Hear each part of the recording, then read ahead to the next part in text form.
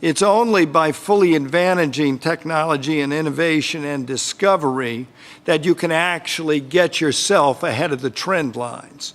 But if you don't have a real firm understanding of the internet, information revolution, globalization, the consumer revolution, and what the true meaning of these things are, and what is the trajectory of things like the aging demographics, if you don't have that on the front end, if you haven't used that to basically power up your vision of what it takes to advantage and get ahead of that, the reality is that you end up with these small, incremental, non-scalable types of efforts that never quite get anywhere because there wasn't a real context for an integrated solution to begin with.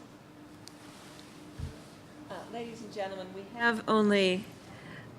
Did you still want to ask a question? On behalf of the American Society of Mechanical Engineers, and what is exciting to me is to hear how much what you're all speaking about is resonating with our mission and with our observations.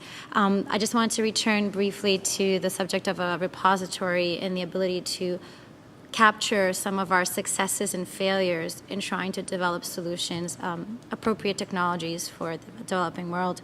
One of the initiatives that we've been really proud to start working on is that collaborative platform that allows for the documentation of solutions and a transparency element through community feedback, through the feedback of NGOs on the ground, through the capture and dissemination of these technical approaches. And I think there's a tremendous need for it. I think that a lot of the information that you delivered to us points to the opportunity for all of us to collaborate together and create scalable solutions from this point forward.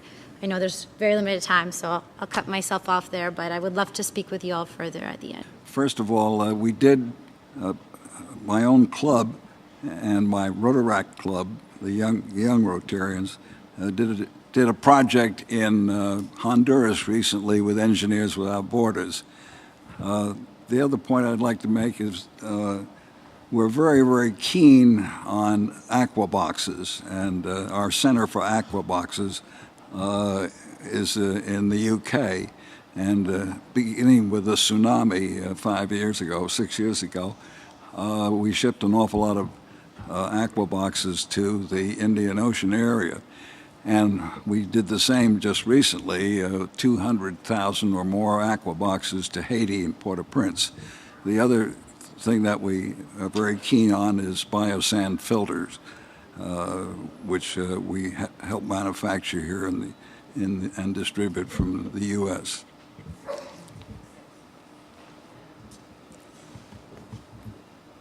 And if there's a quick question, that would be good. Mm-hmm. You mentioned about something, small water enterprises. I like the idea, and I was just wondering whether you're able to connect that with something micro credit lending or something like Grameen Bank for sustainable support.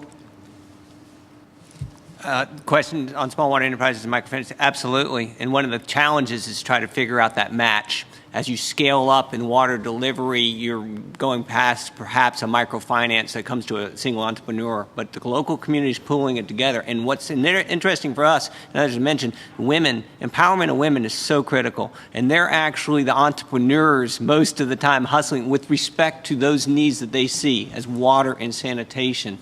And so the goal is to link that to a sustainable way that they can then make a profit. I mean, one of the things we have to come to understand is that there is actual, people are spending money. The poorest of the poor are spending more money than we are here in the United States for water because it's subsidized in the U.S. and we have this large volume. So the people are willing to spend the money, but we have to do it in a way that allows them to have a return on it. So your point's well taken. In closing, I'd like to ask each of the speakers, each of the panelists, if they would think of, I know it's hard, if they would think of one major area that they would say, if this could really reverse, then we would have significant inroads into the crises of global water and health. So what would that be, if there was one thing? And I'm glad no one's asking me. Yes.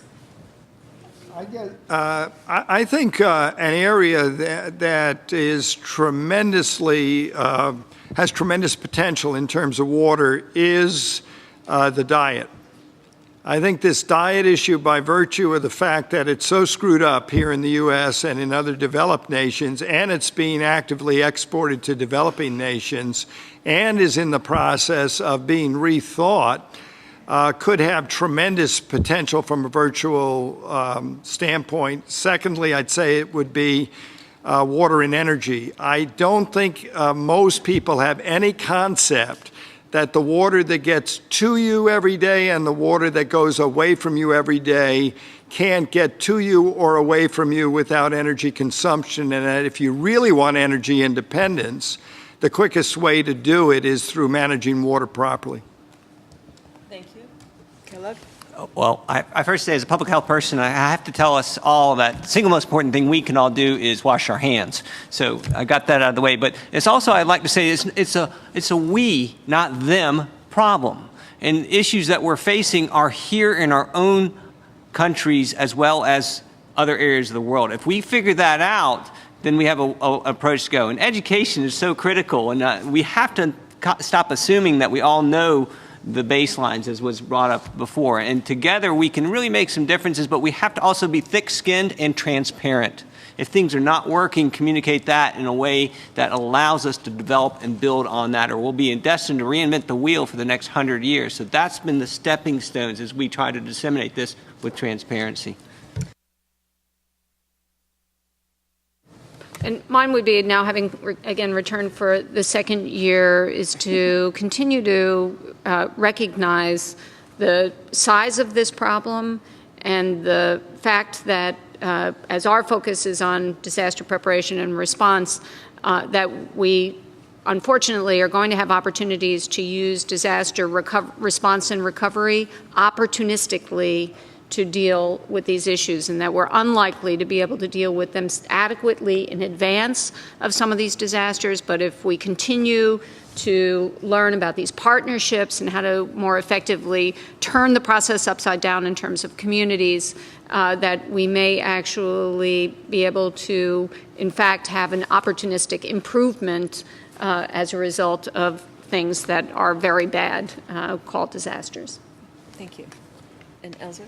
Just think it's that we, the royal we, need to recognize that there is a world water crisis, that it's not something that is a public health issue in sub-Saharan Africa, that it's a crisis throughout the world, that it affects all of us at some level, whether it's directly affecting someone somewhere else, it affects all of us on a daily basis, and if we don't globally address the problem, there is the solution's not good.